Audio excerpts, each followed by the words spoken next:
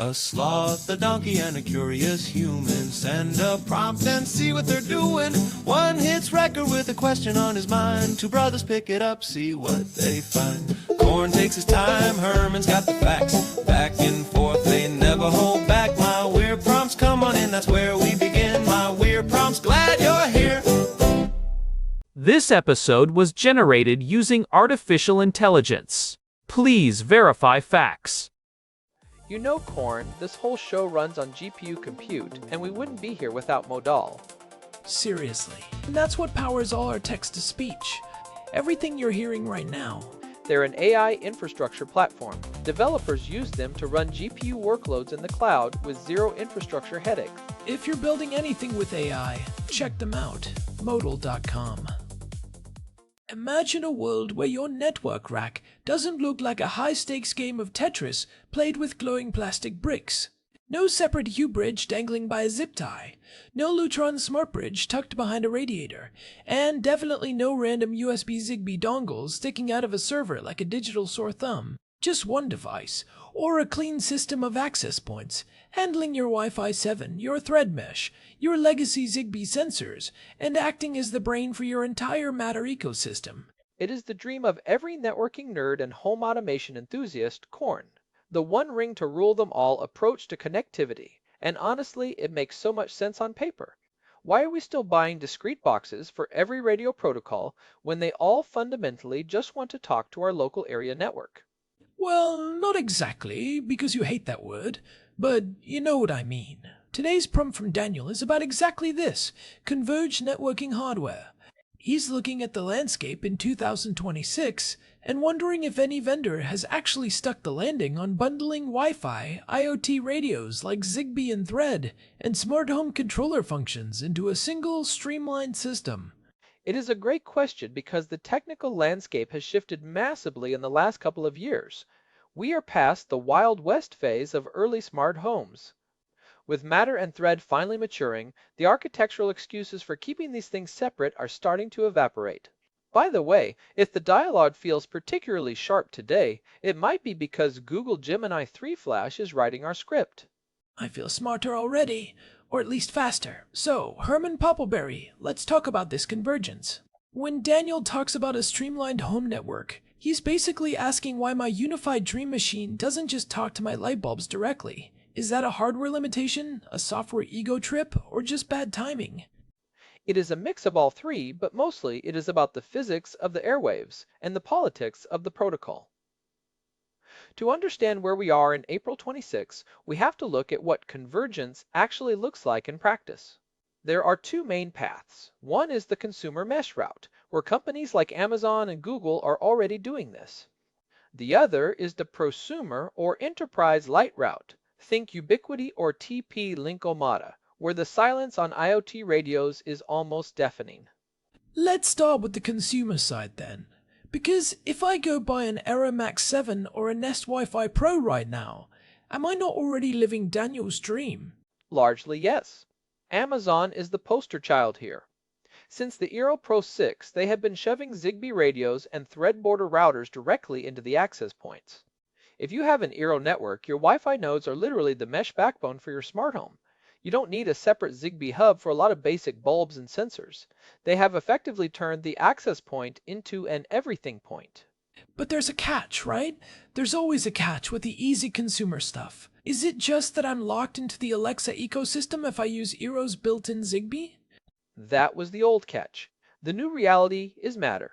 Since Matter launched back in 2022 and really hit its stride with the 1.3 and 1.4 updates, the lock-in is softening, and Eero can act as a Matter controller.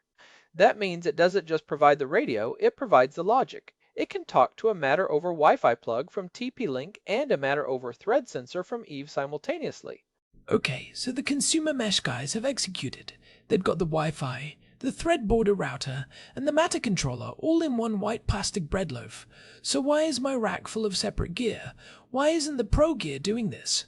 If I'm a Unifi guy, I've got the best Wi-Fi on the block, but I'm still plugging a Home Assistant Yellow into my switch to get Zigbee. Why won't Ubiquiti just give me a U7 Pro IoT edition? This is where the technical challenges of RF isolation come in, and it is fascinating. Wi-Fi, Zigbee, and Thread all live in the 2.4 GHz band. Now, Wi-Fi 6 and 7 have moved a lot of traffic to 5 and 6 GHz, which helps, but that 2.4 band is crowded. When you put a high-power Wi-Fi radio inches away from a low-power Zigbee radio in the same chassis, the Wi-Fi can essentially deafen the Zigbee radio. It's like trying to hear a cricket chirp while someone is playing a trombone right next to your ear. Precisely. To make a converged device work well, you need serious shielding and sophisticated software to coordinate the talk time between those radios. In a consumer mesh puck, they accept some performance trade-offs for convenience. But in the prosumer space, where people like us scream if our throughput drops by 5%, vendors are hesitant to compromise the cleanliness of the Wi-Fi signal just to add a $5 Zigbee chip. So the pro philosophy is basically keep the trombone in one room and the cricket in the other. But doesn't that fly in the face of what Matter is trying to do? Matter is supposed to be the great unifier. If the network infrastructure isn't participating in that unification, aren't we just building more silos? That is exactly the tension Daniel is pointing out, and the release of the Matter 1.4 specification in late 24 and early 25 actually addressed this directly with something called HRAP, the Home Router and Access Point device type. This is a huge deal. It creates a standardized way for a router to act as the network infrastructure manager. Wait, give me the sloth speed version of HRAP. Does this mean my router is now officially allowed to be the boss of my light switches? It means there is now a certifiable standard for it. Before HAP, if you had a Thread border router from Apple and one from Arrow, they often created two separate islands. They didn't talk to each other. Your Thread network was fragmented. Matter 1.4 introduced interoperability for these border routers. It says to the hardware vendors, if you build this into your router, it will work seamlessly with everyone else's Thread devices. This removes the biggest barrier for companies like Ubiquiti or Cisco. They don't have to build an entire smart home ecosystem anymore. They just have to build the standardized infrastructure for it. So, the calculus Daniel mentioned has shifted. The risk of building a weird proprietary hub is gone because now you're just building a standardized Matter gateway. So, has anyone in the prosumer space stepped up? Is there a Unifi Matter gateway I missed on the store page? Not yet, and it is a bit of a head-scratcher. Ubiquiti has been leaning into their protect and access lines, but those are very siloed. They use Wi-Fi and Bluetooth, but they aren't playing the Matter game yet. However, look at TP-Link. Their Deco line is consumer mesh, but their Omada line is prosumer. We're starting to see the bleed over there. The newest Deco BE series, those are Wi-Fi 7 monsters, have built-in IoT hubs that support Zigbee, Bluetooth, and Matter. They are basically proving that you can have pro-level speeds and converged IoT in one box. I wonder if the hesitation from the pro crowd is also about the single point of failure problem. If my router dies and takes my Wi-Fi down, that's a bad afternoon. If it takes my light switches, my door locks, and my thermostat down with it because it was the only Zigbee Thread controller in the house, that's a divorce. That is the classic argument against convergence. But Matter has a built-in get-out-of-jail-free card for this called multi-admin. You can have multiple controllers. So, your converged router could be the primary brain, but your Apple TV or a dedicated Home Assistant box could be a secondary controller. If the router reboots for a firmware update, the mesh stays alive through the other administrators. It negates the single point of failure risk almost entirely. So the technical hurdles are being cleared, the standards are in place, and the single point of failure fear is mitigated. It feels like we're just waiting for the prosumer vendors to realize that a smart home isn't a hobbyist toy anymore. It's just another layer of the network. I think that's the key insight. In 26, the smart home is no longer a separate thing you add to a house, it's an integrated utility. If you're building a new home today, you expect the walls to have Wi-Fi, but you also expect those walls to know when a door opens or when the temperature drops.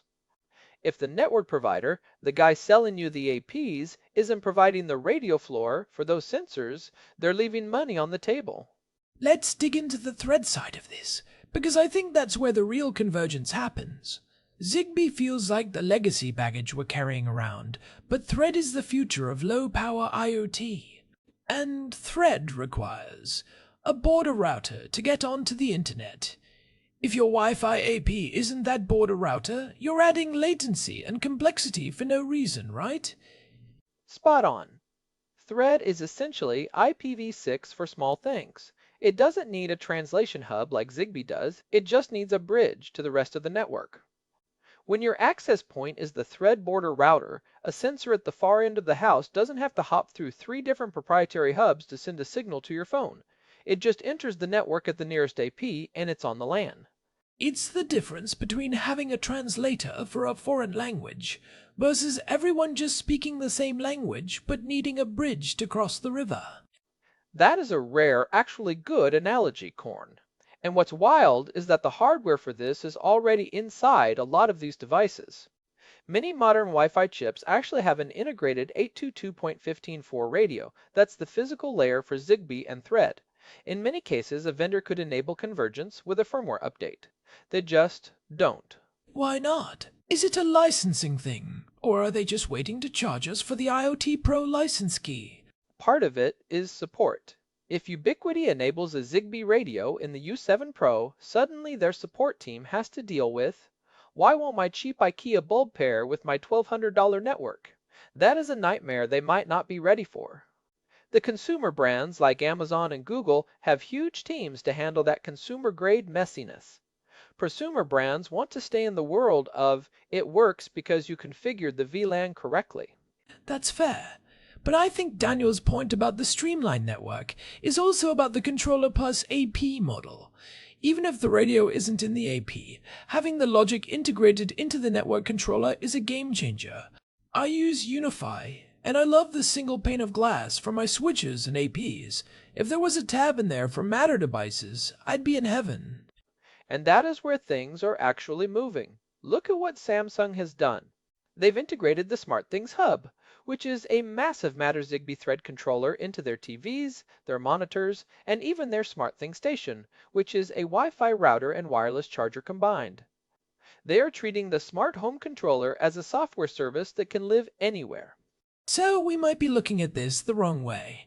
Maybe the convergence isn't one box that does everything, but one software stack that runs on whatever hardware you already have. Matter 1.4's HAP spec is the blueprint for that. It says your router doesn't have to be the only thing, but it has to be a capable X capable thing. I think the dream Daniel is describing is finally becoming the default. If you buy a high-end router in 26 and it doesn't have a thread border router or Matter support, you've basically bought a flip phone in the age of the smartphone. So, let's get into the second-order effects of this. If we actually get this converged hardware, let's say Ubiquiti, finally caves and releases the Dream Machine Matter, what does that do to the market for things like Home Assistant or Hubitat? Do they become obsolete? Or do they just become the power user layer on top of a standardized base? I think they move up the stack. If the network handles the radios and the basic device connectivity, then Home Assistant becomes the orchestrator. You don't use Home Assistant because you need a Zigbee radio. You use it because you want your lights to turn red when your stock portfolio drops or when your Tesla finishes charging.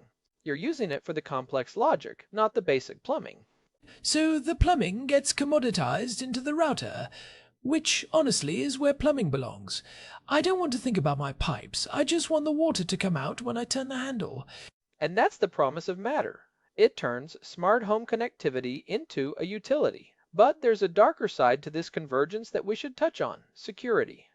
If your router is also your smart home hub, you've just created a very high-value target. If someone gets into your router, they don't just see your web traffic, they can unlock your front door. But isn't that already true? If a hacker is in my network, they can probably find my separate Hue bridge or my Home Assistant box anyway. Is convergence really making it worse or just making the target bigger? It consolidates the attack surface. On one hand, that's bad because if it breaks, everything breaks. On the other hand, it's good because you only have one device to keep updated. Most people are terrible at updating their random smart hubs. If the security updates are bundled into the router firmware, which people generally tend to keep more current, you might actually end up with a more secure home overall. That's a glass half full. Take, Herman. I like it. But what about the radio congestion you mentioned earlier? If we're packing all these 2.4 GHz radios into one box, are we creating a self-jamming nightmare? I can already hear the forum posts. My Wi-Fi is slow because my thread mesh is talking too much. It is a real concern, but modern radio management is incredibly sophisticated. We now have things like coexistence interfaces, where the Wi-Fi chip and the IoT chip are physically connected by a wire inside the device. They literally handshake to say, hey, I'm about to send a big Wi-Fi packet. Please hold your Zigbee message for 3 milliseconds. It's orchestrated silence. Orchestrated silence. That sounds like the name of a very boring indie band. But okay, so the technology exists to make them play nice. So if Daniel is looking at his network rack today and he wants to streamline, what is the move? If the prosumer vendors aren't there yet, do you just wait? Or do you jump to the consumer mesh side and sacrifice some of that pro control? It depends on your pain threshold for complexity. If you want the all-in-one experience right now, the high-end mesh systems like Max 7 or the TP-Link Deco BE series are genuinely impressive. They have executed the convergence. You get Wi-Fi 7, you get a thread border router, you get Matter support. For 95% of people, that is the streamlined future. And for the other 5%? The ones who want the VLANs, the VPNs, and the rack-mounted glory? For us, the convergence is happening at the controller plus AP layer. Even if your AP doesn't have a Zigbee radio, your controller, whether that's a unified cloud gateway or a home assistant server, is becoming the unified brain. The dream of a single piece of hardware is nice, but the reality of a single software interface is more important. I think that's an important distinction. Daniel's prompt mentions a controller plus AP model. Maybe the hardware bundle isn't as critical as the management bundle. If I can manage my Zigbee sensors in the same app where I manage my Wi-Fi channels, does it really matter if the radio is in a separate little box tucked in the corner? It matters for cleanliness and setup friction, but functionally no. However, I will say this, the rise of Matter over Thread is the death knell for the separate hub. Because Thread should be in the AP, there is no reason for it not to be. It's low power, it's standardized, and it benefits from the height of an AP mount. I predict that by 27, a Wi-Fi AP without a Thread radio will be seen as a legacy product. So Ubiquiti is basically playing chicken with the market right now. They're waiting to see if Matter really wins before they commit the engineering resources to putting those radios in every U7 and U8 access point. And while they wait, the consumer brands are eating their lunch in the smart apartment and modern home space. If I'm a developer building 100 apartments, I'm not installing unified gear and 5 different hubs. I'm installing a converged system that just works for the tenant. It's the Apple-ification of the network. It's not about having the most knobs to turn. It's about having the most integrated experience. But let's look at the Matter as consolidating the space, part of Daniel's prompt. Is that actually true? We've been hearing Matter is coming since 2020. It's now 26. Is the unifying standard actually unified, or do we still have Matter by Google and Matter by Apple? We are finally in the unified era, mostly thanks to Matter 1.4. The biggest hurdle was the thread border router fragmentation I mentioned. Before, you'd have 2 different mesh networks in your house that couldn't see each other. Now, they can merge. And more importantly, the device types have expanded. We have Matter-certified cameras now, Matter-certified energy management, even Matter-certified appliances. The calculus has changed because the value of a converged router is much higher when it can talk to your fridge, your solar inverter, and your doorbell all through one protocol. It's like the early days of USB. Remember when every phone had a different charging port? And then we got micro USB, which was mostly standard but still sucked, and finally we got USB-C. Matter feels like we finally reached the USB-C moment of the smart home. That is exactly it. It's the universal port for your house. And just like your laptop doesn't need a different port for a mouse, a keyboard, and a monitor anymore, your router shouldn't need a different hub for a light, a lock, and a sensor. The convergence Daniel is looking for is the logical conclusion of the standardization we've been waiting for. So, let's talk practical takeaways for the listeners. If you're sitting there in April 26 looking at a mess of cables and hubs, what can you actually do?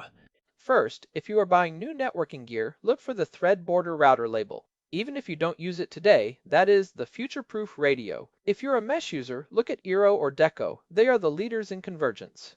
If you're a prosumer user, you might have to stay in the hub world for another year or two, but prioritize Matter over Thread devices. Avoid buying new Zigbee only or proprietary only gear if you can help it. Because the bridge to that legacy gear is what keeps your network rack looking like a disaster. If you move to Thread, you're moving toward a world where your AP is your only bridge. And check your existing gear. You might be surprised. A lot of devices like the Apple TV 4K, the Nest Hub Max, and even some newer smart TVs already carries Thread, border routers, and Matter controllers. You might already have a converged network brain and just haven't activated it yet. It's like finding out your car has a turbocharger you never knew about. You just have to press the right button. What I find really wild is how this affects the smart home tax we've talked about before. Convergence should, in theory, lower the cost of entry. If you don't have to buy a $60 hub for every brand of light bulb, the tax goes down. You're just paying for the utility of the network. But you know the vendors will just bake that $60 into the price of the converged router. The router is now $400 because it's also a hub. Maybe, but competition is a powerful thing. When TP-Link and Amazon are fighting for the all-in-one crown, the prices stay relatively sane. The real cost is the complexity. A converged network is a set-it-and-forget-it network. And for most people, that's worth more than the hardware cost.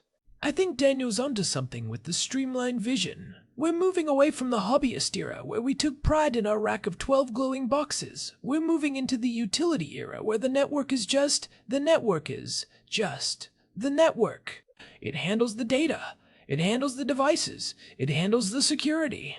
And it does it all with a single handshake. It's the end of the siloed home. We're finally seeing the execution Daniel asked about. It started with the consumer mesh guys, and I guarantee you, by this time next year, the pro vendors will have to join the party or get left in the legacy hardware dustbin. I can't wait for the day I can throw my box of random bridges into the recycling bin.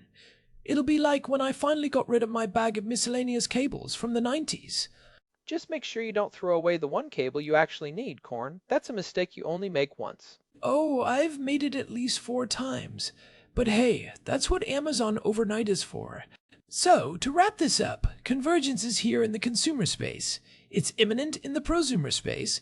And Matter 1.4 is the glue that's finally making it all stick together. It is the most exciting time to be a networking nerd in a decade. We are finally building the infrastructure that the smart home has been promising us since the 90s. It's not just weird prompts anymore, it's actually becoming a weirdly efficient reality. Well, on that note of weirdly efficient reality, I think we've covered the converged waterfront. We have. It is a deep topic, but the shift is real. The calculus has definitely changed. Thanks as always to our producer, Hilbert Fluming-Top, for keeping the converged signals crossing in the right ways. And a huge thanks to Modal for providing the GPU credits that power the generation of this show. Without them, we'd just be 2 brothers talking to a wall. This has been My Weird Prompts. If you are enjoying our deep dives into the plumbing of the future, a quick review on Apple Podcasts or Spotify helps us reach more fellow nerds. You can find us at myweirdprompts.com for the full archive and all the ways to subscribe. We'll be back next time with whatever weird thing Daniel throws at us next. See ya. Later. This episode was produced using Google Gemini 3 Flash. Text-to-speech by Chatterbox. Thanks for listening to our